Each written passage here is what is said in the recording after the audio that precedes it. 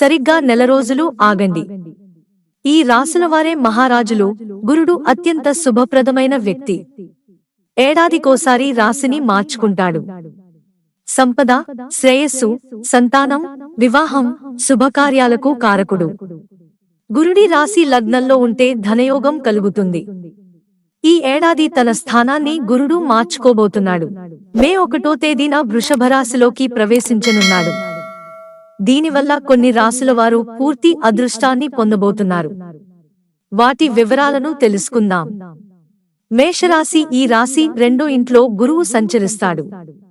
ఆర్థికంగా మంచి పురోగతి సాధించడంతో పాటు కుటుంబంలో సంతోషం పెరుగుతుంది. మాటల వల్ల పనులు పూర్తి చేస్తారు. ఉద్యోగస్తులకు ప్రమోషన్ తో పాటు జీతం పెరుగుదల ఉంది. పిల్లల నుంచి శుభవార్తలు అందుకుంటారు.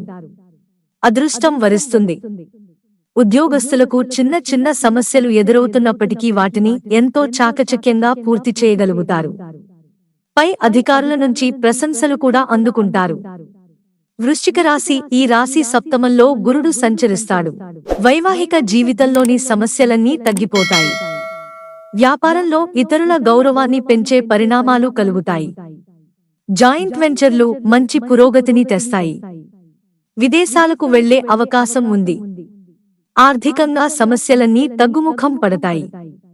విద్యార్థులకు ప్రస్తుత సమయం చాలా బాగుంటుంది.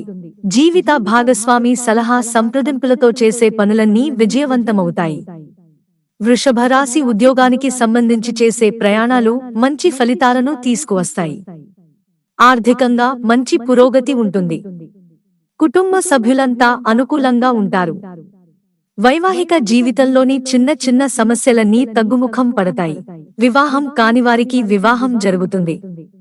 అదృష్టం తోడుంటుంది. దీనివల్ల చేపట్టే ప్రతి పని విజయవంతంగా పూర్తి చేస్తారు. పిల్లల నుంచి శుభవార్తలను వింటారు. మిత్రులారా, ఛానల్ సబ్స్క్రైబ్ చేసుకోవడం మర్చిపోకండి. ధన్యవాదాలు.